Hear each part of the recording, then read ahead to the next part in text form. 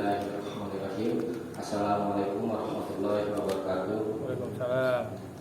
Innal hamdalillah nahmaduhu wa nasta'inuhu wa nastaghfiruh wa na'udzu billahi min shururi anfusina wa sayyiati a'malina.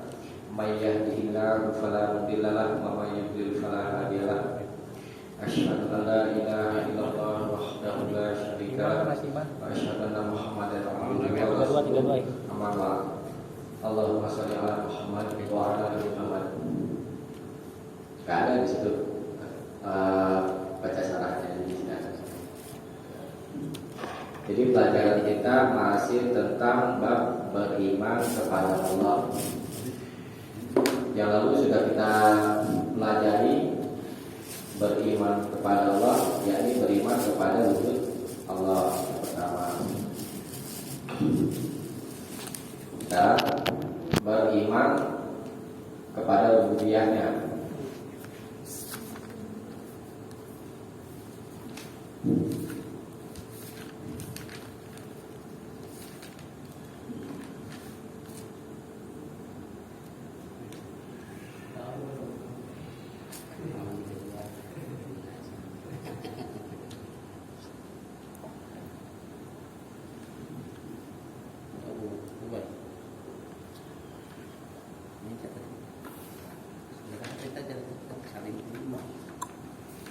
Foto.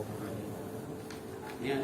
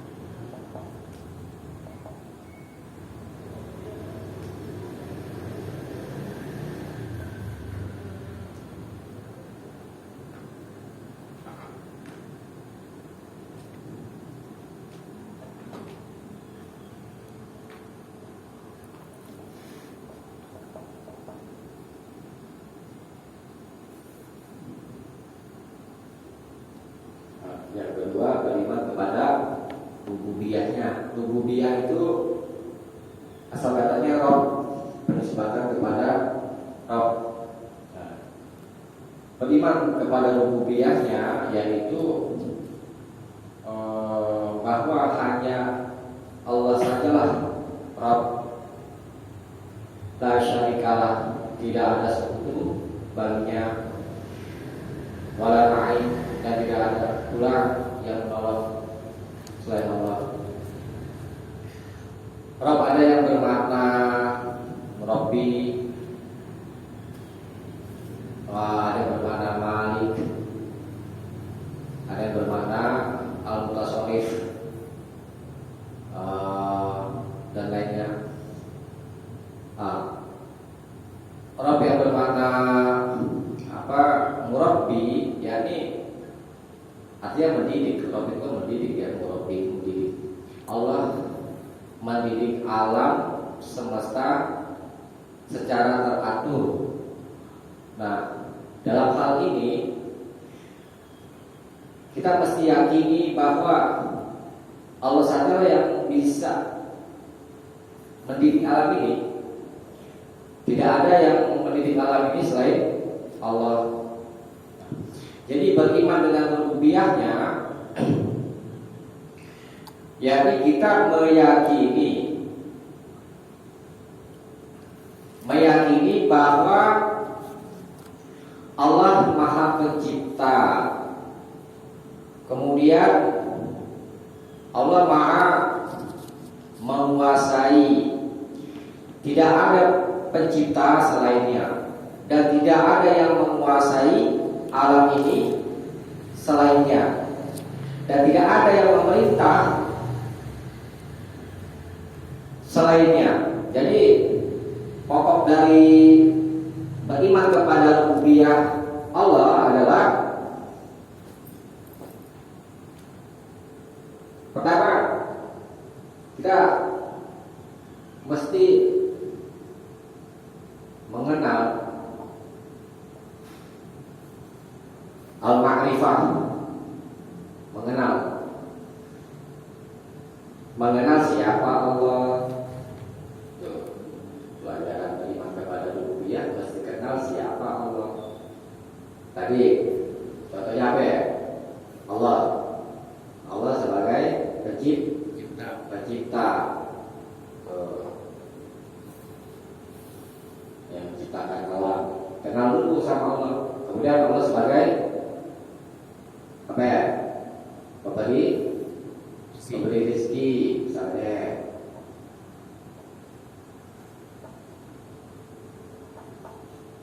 Dan lain-lain. Ya. Nah, Allah Maha Pencipta, Maha Pemberi rezeki, Maha Menguasai. Ini adalah sesuatu yang mesti kita yakini. Tapi setelah kenal Allah, maka kita tetapkan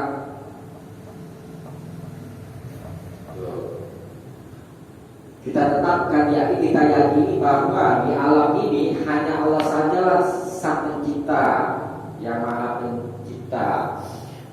Tidak ada selain Allah yang menciptakan. Nah, itu perkara yang mesti diyakini. Kemudian Allah yang menguasai alam semesta dan yang memberi perintah. Jadi perintah hukum pokoknya adalah hanya bersumber dari Allah. Kita diperintah sama Allah untuk mentaati, misalnya mentaati Rasulullah. Hukum asalnya tidak ada ketaatan kepada siapapun selain Allah. Karena yang berhak memerintah adalah Allah. Oleh karena Allah memerintah kita supaya taat kepada Rasulullah, maka kita taat. Begitu juga kepada kedua orang tua. Nah, jadi yang jadi pokok perintah itu adalah hanya dari Allah. Sehingga dengan begitu kita punya sandaran yang tetap. Kalau di Allah perintah, jadi kita kerjakan. Kalau ini tidak diperintah, maka kita tinggalkan.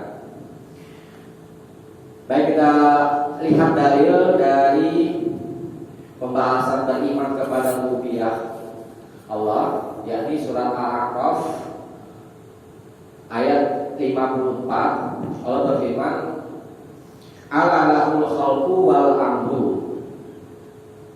Ala, ingatlah, lahul khalqu, baginya lah penciptaan.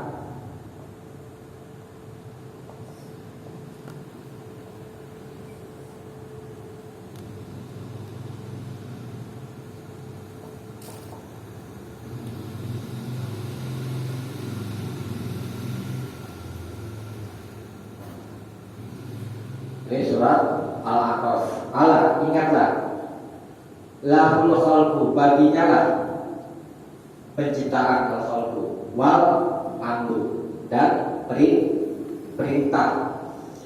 Jadi tentang perbuatan menciptakan itu dan tentang memerintah itu khusus dimiliki oleh Allah. Yang lain tidak berhak. Jadi kalau ada di dalam hati kita misalnya ada pencipta lain selain Allah, lintasan hati, ya. Maka itu bisa masuk nanti kepada syirik kepada rububiyah Allah. Begitu juga tentang masalah rezeki. Bisa banyak galau tentang masalah rezeki. Yang memberi rezeki itu kita yakin hanya Allah saja yang bisa memberi rezeki. Oleh karena itu kita yakini dalam masalah rezeki tidak boleh bagi kita ada kekhawatiran sedikit pun. Kan banyak manusia itu seringkali dalam masalah ini khawatir gak dikasih rezeki sama Allah. Orang Nabi udah bilang di dalam hadis qudsi kan,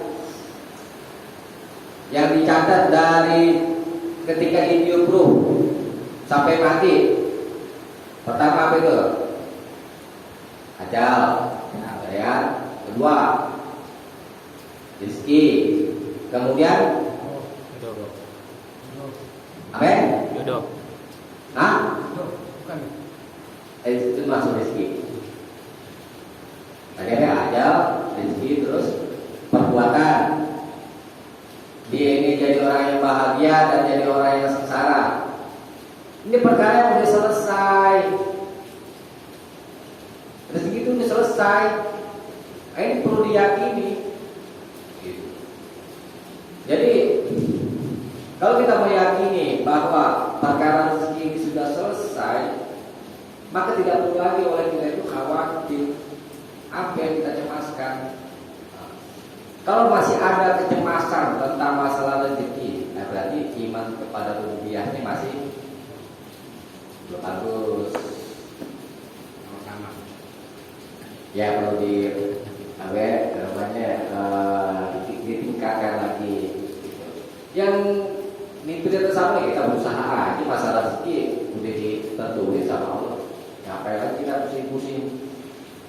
Tuh ada teman saya tuh bilang, ngapain ente ngurusin yang bukan jadi urusan ente? Urusan aset itu kan urusan Allah. Ngapain kita mesti mikirin? Artinya kita tidak usah berpikir khawatir takut tidak dikasih makan misalnya. Tidak usah berpikir seperti itu. Itu mesti diyakini. Kelaparan. Takut kelaparan. Karena Allah sudah jamin rezeki. Ya sekiranya misalkan kita mengalami satu keadaan yaitu lapar, ya kan? Itu sebagai ujian. Ya tentu kita tidak boleh mengabaikan sebab-sebabnya, karena Allah juga menyuruh dalam hal pertama kepada Allah menyuruh kita mengikuti sebab-sebabnya. Dan itu sudah masalah ini. Nah kemudian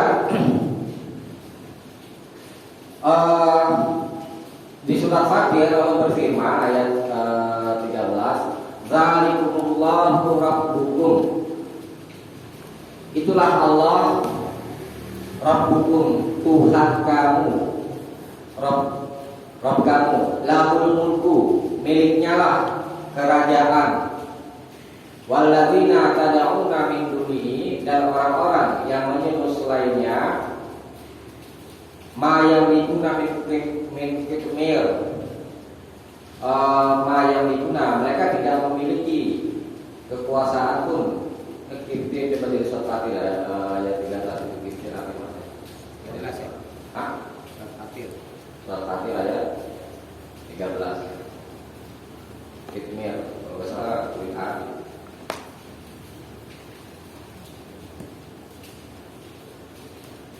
Fatir, demo.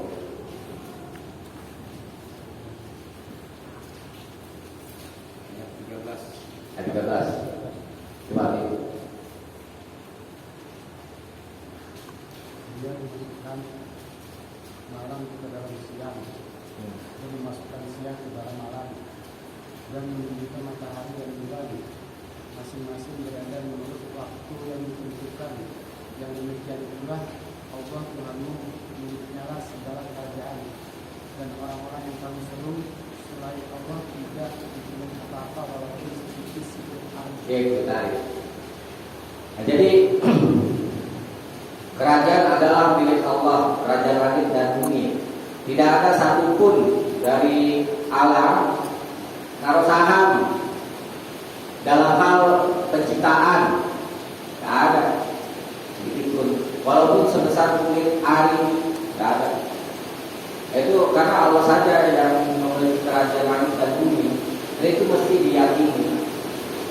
Karena ini hubungannya dengan masalah beriman kepada rububiyah Allah. Orang-orang musyrik nih, ketika ditanya siapa yang menciptakan langit dan bumi, mereka katakan Allah. Jadi makhluk baik di langit dan di bumi, semuanya itu mengakui, baik yang beriman, baik yang kafir, yang musyrik dan lainnya, mengakui bahwa Allah lah yang menciptakan, kecuali orang yang memang menentang seperti Fir'aun. Nah, ini yang sangat menentang Allah, yaitu dengan mengatakan Ana-Rabbukumul A'la, aku adalah Tuhan. Itu kan berdasarkan anggapan. Karena pada waktu itu dia yang memiliki kekuasaan di dunia, gitu. Sehingga dia beranggapan yang mesti ditaati adalah aku, kata Fir'aun, gitu. Nah, pengakuan Fir'aun mengaku bahwa dirinya sebagai Tuhan, ini adalah dengan jalan kesombongan. Jadi tidak ada yang mengakui dirinya sebagai Tuhan melainkan dengan jalan kesombongan.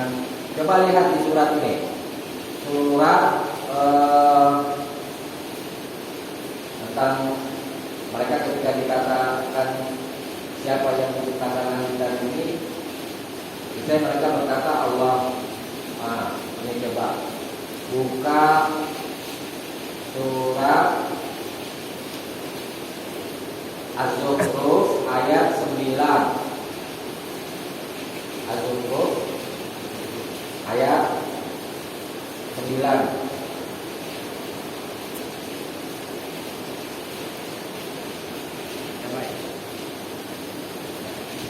Coba. Baca dulu.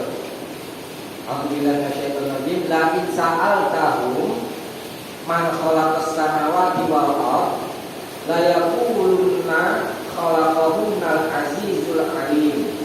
La in sa'altahum, coba lihat dulu. Dan jika kamu tanyakan kepada mereka, siapakah yang menciptakan langit dan bumi, pastilah mereka akan menjawab, semuanya diciptakan oleh Yang Maha Perkasa, Maha Mengetahui. Ya, kemudian lihat lagi surat Yusuf juga ayat 87.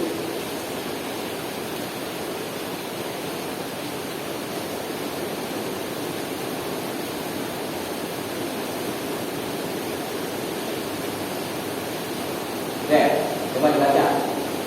Dan jika engkau bertanya kepada mereka, siapakah yang menciptakan mereka, niscaya mereka menjawab, Allah. Jadi bagaimana mereka dapat dibangkitkan dari bumi telur? Nah itu. Ketika ditanya kepada orang-orang musyrik, orang kafir, siapa yang menciptakan langit dan bumi, pasti mereka katakan Allah. Layaquluna khalaqahunna al-azizul alim. Yang menciptakannya adalah Al-Aziz, yang Maha Perkasa, Al-Alim, yang Maha mengetahui. La in sa'altahum, di surat Al-Zukhruf juga ayat 87. La in sa'altahum man khalaqahum, siapakah dan jika kamu bertanya kepada mereka siapakah yang menciptakan mereka, layaquluna Allah, niscaya mereka katakan Allah. Fa'anna yufakun, lalu bagaimana bisa mereka dibangkitkan? Nah, jadi tentang beriman kepada Allah dalam rububiyahnya itu seluruh alam, seluruh alam, baik yang di langit dan di bumi, baik orang beriman, orang kafir, orang musyrik, mereka semua meyakini bahwa pencipta alam adalah Allah, tidak ada yang lain. Nah, ini persoalan tentang beriman kepada rububiyahnya. Jadi beriman kepada Allah, ada beriman kepada wujudnya bahwa Allah itu ada, lalu kita bahas. Kemudian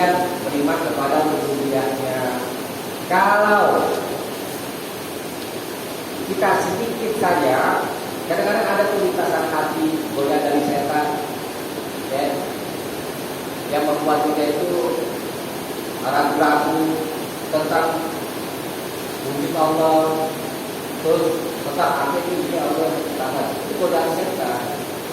Itu mesti segera disingkirkan. Nah, jadi beriman kepada rububiyahnya adalah kita mengenal Allah, siapa Allah. Setelah itu kita isbat, kita tetapkan, kita yakini. Ini perkara tentang beriman kepada rububiyah.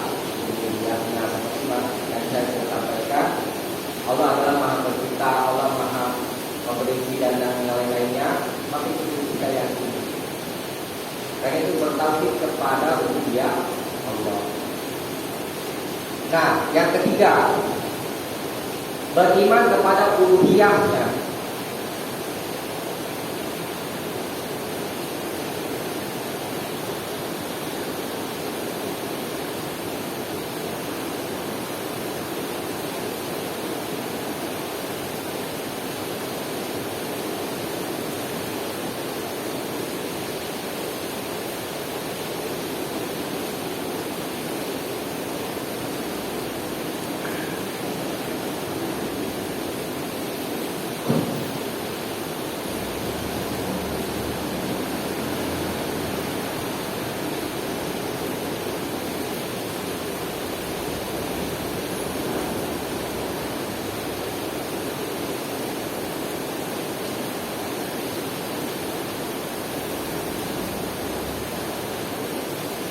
Yang ketiga, setelah kita beriman kepada rububiyah Allah, kita meyakini Allah Pencipta dan lain-lainnya, maka yang berikutnya adalah kita beriman kepada uluhiyah. Uluhiyah itu akar katanya adalah ilah, yakni bermakna makhluk, yakni makhluk yang diibadahi. Nah, jadi pembahasan tentang beriman kepada uluhiyah Allah, yakni hanya dialah Tuhan yang berhak disembah, yang tidak ada sekutu baginya. Itu persoalan tentang beriman kepada uluhiyahnya, yakni hanya Dia sajalah, yakni Allah sebagai Tuhan yang berhak disembah, tidak ada sekutu baginya. Bagaimana Allah berfirman di surat Al-Baqarah, saya bacakan ayat 163. Allah berfirman, wa ilahukum, dan Tuhanmu adalah ilahu wahid, adalah Tuhan yang satu. La ilaha illa huwa ar-rahmanur rahim. Tidak ada ilah Tuhan lain kita nafikan illa huwa, melainkan Dia Ar-Rahman yang maha pengasih, Ar-Rahim yang maha penyayang. Nah, ayat tentang ini banyak ya, tentang beriman kepada uluhiyah Allah. Yang perlu diingat, beriman kepada uluhiyah Allah itu seperti apa sih? Beriman kepada uluhiyah Allah itu adalah setelah kita meyakini Allah adalah Pencipta dan yang lain-lainnya, maka setelah itu kita beribadah kepada Allah saja. Itu maksud beriman kepada uluhiyahnya. Tidak boleh kita beribadah kepada selain Allah. Orang-orang musyrik, mereka beriman kepada Allah dalam hal rububiyah. Mereka yakin Pencipta itu adalah Allah. Tetapi mereka kufur dalam hal beriman kepada uluhiyahnya, yakni mereka sembah Allah tapi sembah juga selain Allah. Jadi digambarkan di situ. Jadi menjadi pokok pembahasan beriman kepada uluhiyah Allah dalam urusan ibadah yang kita sembah hanyalah Allah. Tidak boleh kepada selain Allah. Itu dimaksudkan beriman kepada uluhiyah Allah. Boleh dipahami ya, singkat aja. Nah, yang mau saya agak itu tentang beriman kepada asma dan sifat. Asma Allah, nama-nama Allah, dan sifat-sifat Allah. Ini yang keempat.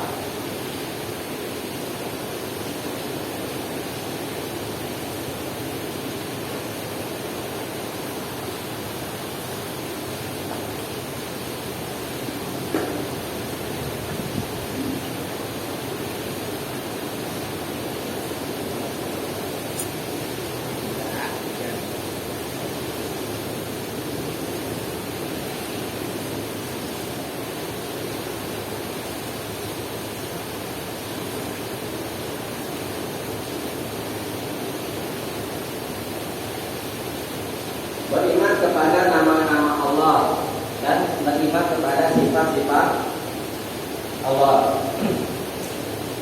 Apa yang dimaksud dengan beriman kepada nama-namanya, nama-nama Allah dan sifat-sifatnya, yakni isbatu ma asbata Allahu li nafsihi fi kitabihi aw sunnati rasulih sallallahu alaihi wasallam min asma'i was sifat ala wajhillahi min ghairi tahrif wala ta'til wala takyif wala tamsil. Itu ya, terjemahkan. Yang maksud beriman kepada nama-nama Allah dan sifat-sifat Allah adalah menetapkan apa yang Allah tetapkan untuk dirinya fi kitabihi, di dalam Al-Quran, dalam kitabnya, atau sunnati rasulihi, atau sunnah rasulnya sallallahu alaihi wasallam, minal asma was sifat, dari nama-nama dan sifat-sifat. Jadi kita mesti menetapkan apa yang Allah tetapkan untuk dirinya, diri Allah. Misalkan sebagai contoh, Allah adalah Ar-Rahman, maka kita mesti tetapkan itu. Allah Maha Pengasih. Ar-Rahim, nah itu Allah tetapkan terhadap dirinya adalah Ar-Rahim, yang Maha Penyayang. Kemudian Alhamdulillah, segala puji. Jadi apa saja yang Allah tetapkan untuk dirinya, maka kita mesti tetapkan. Itu beriman kepada asma-asma Allah dan sifat-sifatnya dengan jalan yang sepatutnya, tanpa salah tafsir. Satu, min ghairi tahrif, ya. Nih, jadi kata-kata min ghairi tahrif.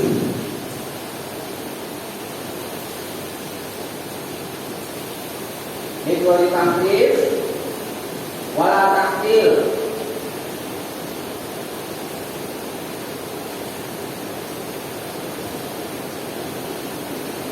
Kemudian wala takyif.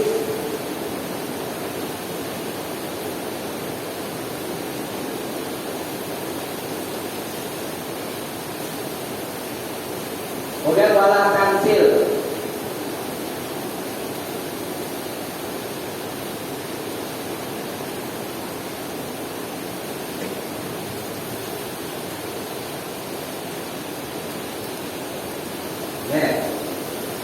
Misalkan Allah tetapkan dirinya, contoh aja nih,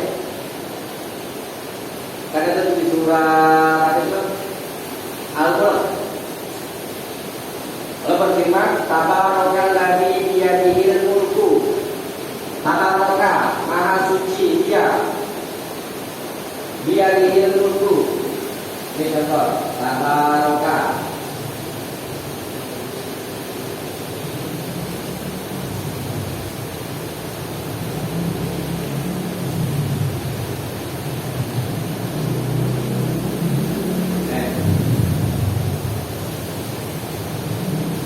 Tabaraka Maha Suci Dia, alladzi, dan yang biyadi, di tangannya, al-mulk. Dari sini biyadi artinya apa ya? Tangan, di tangannya. Tuh, di bahasanya. Allah punya tangan dong. Tuh. Ya Allah sendiri yang katakan. Punya tangan. Jadi kan tangan. Di tangannya al-mulk, kerajaan. Oke. Min ghairi tahrif. Ini kan sifat Allah. Allah disifati atau Allah mensifati dirinya punya tangan. Betul. Dalam hal beriman kepada asma Allah dan sifatnya, kita mesti satu, tidak boleh salah tafsir, tahrif. bighairi tahrif, tanpa syarat takdir. Ya. Nah, kita bahas tentang bighairi tahrif. Ya. Tangan, kita tahu tangan. Hakikat misalnya kita punya tangan manusia. Monyet punya tangan ya. Kita ada lagi dalam hewan yang lain. Sama-sama punya tangan. Hakikatnya sama nggak tangan? Kita sama tangan monyet. Beda. Begitu juga dengan tangan Allah. Oleh karena itu, para ahli tafsir ya, menafsirkan yaitu pada sifat Allah, yakni dengan arti kekuasaan.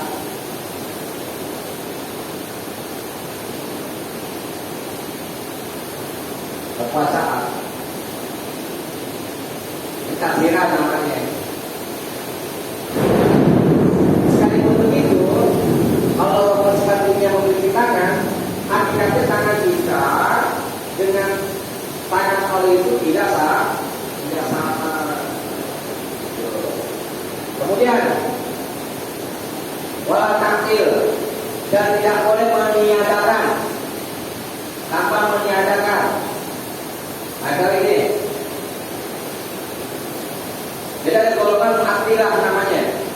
Golongan mu'attilah yang meniadakan. Misalkan, contoh, di sini Allah beriman memiliki tangan dia itu di tangannya lah kerajaan atau kekuasaan. Tidak boleh nih Allah disumpahkan dengan makhluk. Oleh karena itu mesti ditiadakan. Allah tidak punya tangan. Tidak boleh juga. Karena Allah tetapkan. Kalau kita meniadakan, sama artinya kita meniadakan atau tidak menetapkan apa yang Allah sudah tetapkan untuk dirinya. Nah, golongan mu'attilah. Karena golongan mu'attilah itu beranggapan Allah itu tidak boleh menyerupai makhluk. Oleh karena itu, mereka katakan apa saja yang makhluk itu ada dalam hal sifatnya dengan Allah, mereka insya Allah maha mendengar. Ya, boleh nih apa namanya sifat Allah yang seperti ini, karena ini menyerupai makhluk. Mereka beranggapan seperti itu. Tapi Allah sendiri yang menetapkan bahwa dia itu maha mendengar. Jadi tidak boleh kita meniadakan apa yang Allah sudah tetapkan. Kemudian wala takhis. Takhis itu bagaimana? Tidak ditanya bagaimananya. Tadi kita pembahasannya ke masalah tangan ya, satu persisi dulu. Bagaimana sih tangan Allah? Kita nggak boleh bikin gitu. Kita yakini saja Allah itu memiliki tangannya adalah kekuasaan. Nggak boleh kita pikirkan. Seperti misalkan Allah bersemayam di atas arsy, bersemayam duduk di atas kursi. Nggak boleh kita pikirkan duduk yang Allah bagaimana ini. Anak ini bisa masuk kepada penyumpaan Allah terhadap makhluk. Ya kita yakini saja Allah itu ada di atas arsy. Selesai. Gitu. Nah, kemudian tidak boleh kita olah tafsir. Tidak boleh menyerupakan dengan makhluk. Yang tadi saya sampaikan. Allah menetapkan sifatnya adalah memiliki tangan. Tidak boleh kita serupakan tangan Allah dengan tangan makhluk. Nah, itu syarat-syarat beriman kepada asma-asma Allah dan sifat-sifat Allah. Jadi tidak boleh kita meniadakan apa yang Allah sudah tetapkan dari asma dan sifat-sifatnya, sebagaimana golongan mu'attilah. Kemudian tidak boleh juga kita menyerupakan nama-nama Allah dan sifat-sifatnya dengan makhluk. Ini saya lagi rame itu. Duduk. Apa? Duduk. Ah? Tuan bukan orang Arab. Iya. Tuh. Ada orang katakan Tuhan bukan orang Arab. Boleh. Lagi berdoa ya. Berdoa. Saya berdoa pakai bahasa Indonesia aja. Ya. Allah bukan orang Arab. Nah, ungkapan Allah bukan orang Arab ini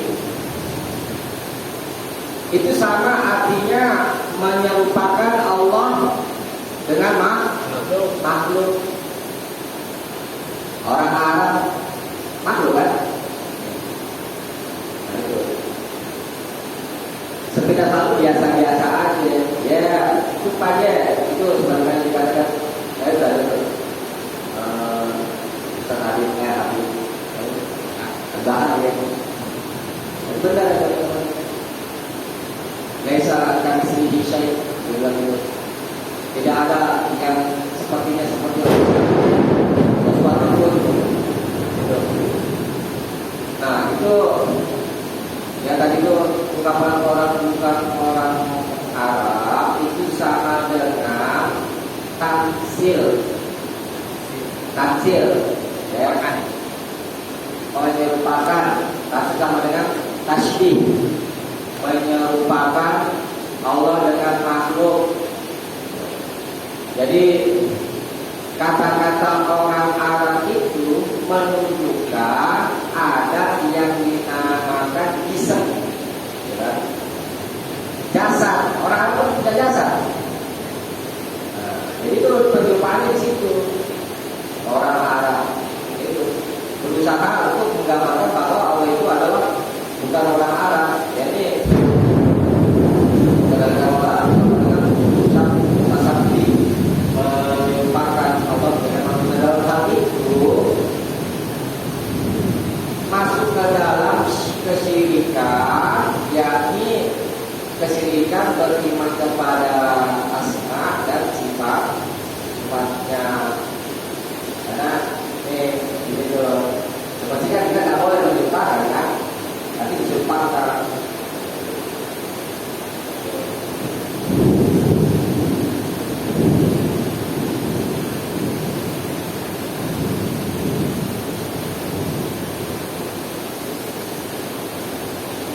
Ya memang perlunya kita belajar, belajar apa ini supaya kita tahu. Karena kan dosa, perbuatan dosa, dikatakan itu di dalam Al-Quran. Innamat taubatu ala ladina ya'maluna su'a bijahalah. Innama hanyalah at-taubatu taubat itu ala ladina atas orang-orang yang ya'maluna su', mereka mengerjakan keburukan, kejahatan, bijahalah dengan sebab kebodohan. Jadi setiap perbuatan dosa yang kita kerjakan itu semuanya satu, jahalah, bodoh, tak tahu. Bodoh itu ada tiga. Bodoh secara makna aslinya adalah kosongnya ilmu.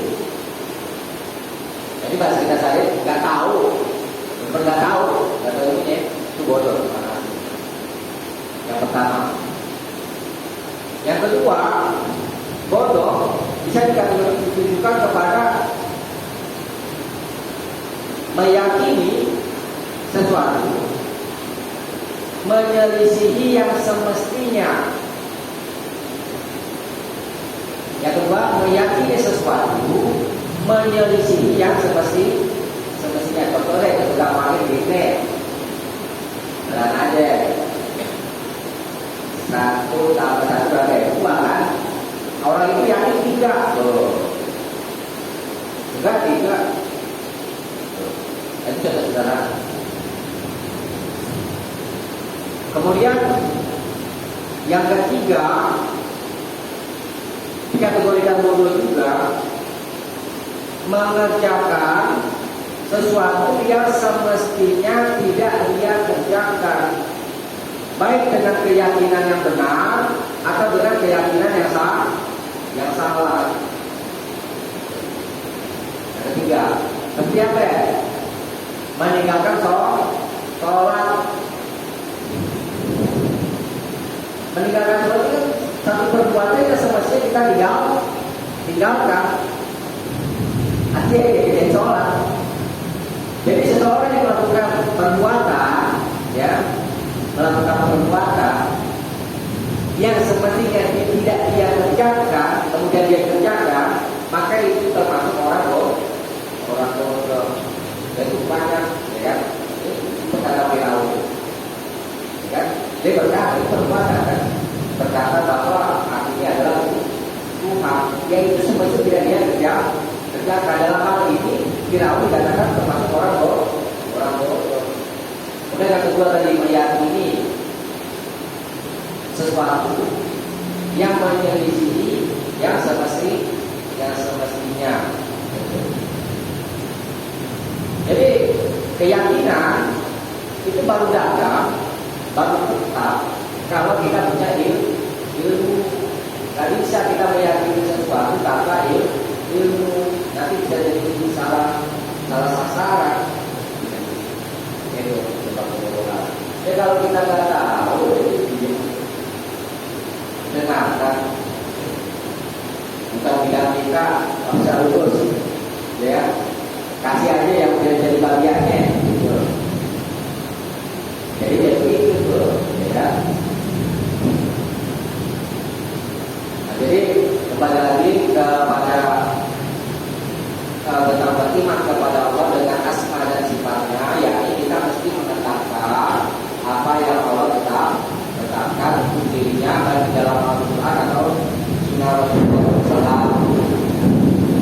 Dari asma dan sifatnya dengan cara yang sepatutnya, tanpa salah tafsir, tanpa meniadakan wala takdir, kemudian wala takyif, tanpa ditanya bagaimananya, kemudian tanpa tafsir.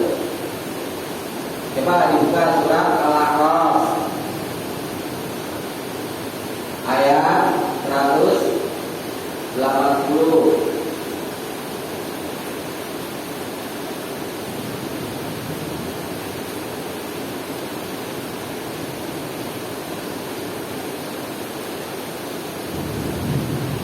Coba dibaca.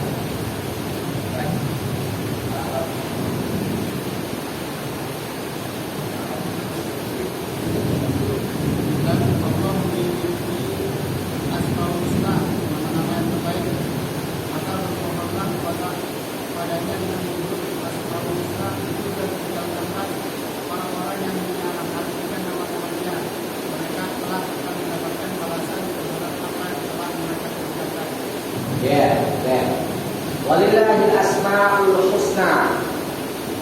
Dan Allah memiliki asmaul husna, nama-nama yang baik. Fad'uhu, maka berdoa kepadanya, pihak dengannya. Dengan menyebut tawasul, kalau kita berdoa, kita berdoa dulu, sebut nama-nama dulu, ada. Batarul latina yukhiduna fi asma'ihi. Dan tinggalkanlah orang-orang yang menyalah tafsirkan tentang nama-namanya. Wasayujizawna maka itu yang malu.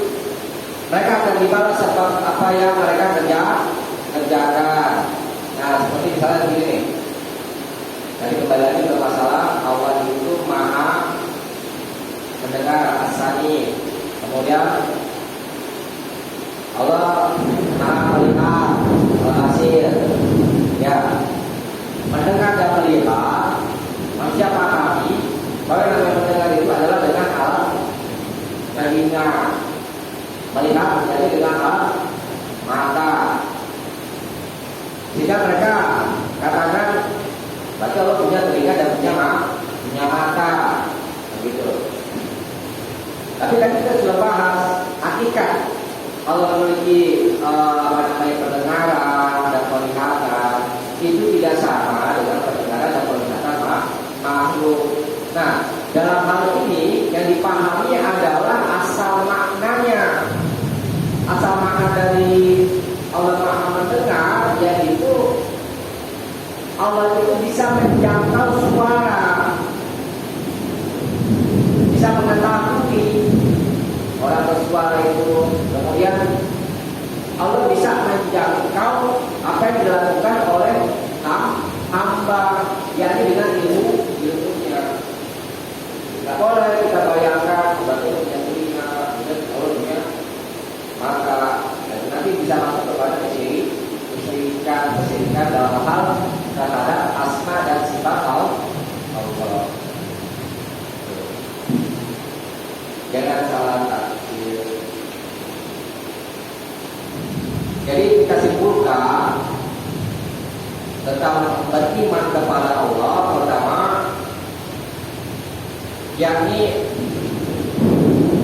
tahqiq tauhidillah ta'ala, tahqiq menetapkan, ya, menyatakan bertauhid kepada Allah Ta'ala dia khairu, di mana la yata'allaqu bi ghairihi, di mana dia tidak bergantung kepada selainnya.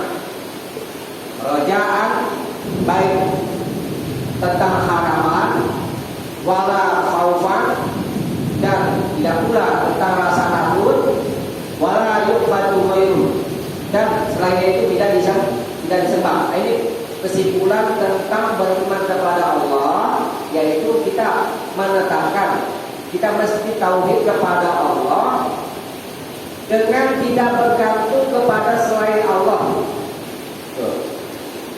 Baik masalah harapan, kemudian rasa takut, ya, dan tidak pula menyembah kepada selain Allah. Itu beriman kepada Allah. Kemudian kedua, kamalu mahabbatillahi ta'ala, menyempurnakan mahabbah, kecintaan kepada Allah Ta'ala.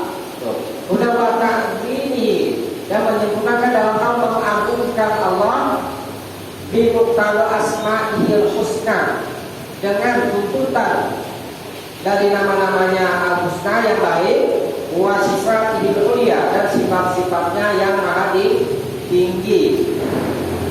Karena dalam hal ibadah itu mesti didasari oleh rasa cinta. Kalau tidak cinta, berat untuk dikerjakan. Nah, itu yang kedua, kita agungkan nama Allah dan sifat-sifatnya. Kemudian yang ketiga, tahqiqu ibadatihi, menyatakan beribadah kepadanya atau memastikan beribadah kepadanya saja bi fi'li ma amara bih, dengan mengerjakan apa yang dia perintahkan, wajibina bima naha anhu, dan menjauhi apa yang dia larang. Ya, ada tiga jadi. Pertama, kita pastikan kita bergantung kepada Allah, tidak bergantung kepada selainnya. Kedua, cinta Allah, mengagungkan namanya dan sifat-sifatnya. Dan yang ketiga, memastikan bahwa kita beribadah hanya kepada Allah saja, yakni dengan mengerjakan perintahnya dan menjauhi larangannya. Kalau ini sudah terpenuhi, maka beriman kepada Allah itu sudah menjadi baik. Ini adalah itu. Pertama, beriman kepada wujud Allah. Kedua, beriman kepada rububiyah Allah. Ketiga, beriman kepada uluhiyah Allah. Keempat, beriman kepada asma dan sifat. Itu sampai syarat itu minoritas wala takdir itu